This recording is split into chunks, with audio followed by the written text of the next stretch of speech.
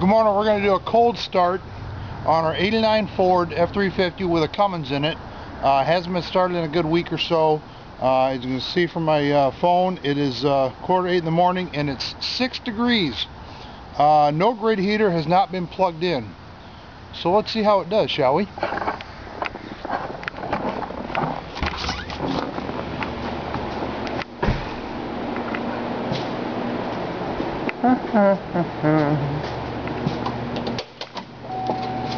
All right.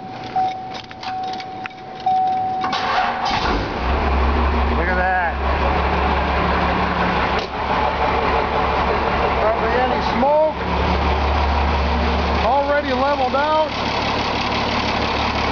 No hesitation at all. So see, these cold start videos really aren't that bad. I had to do it.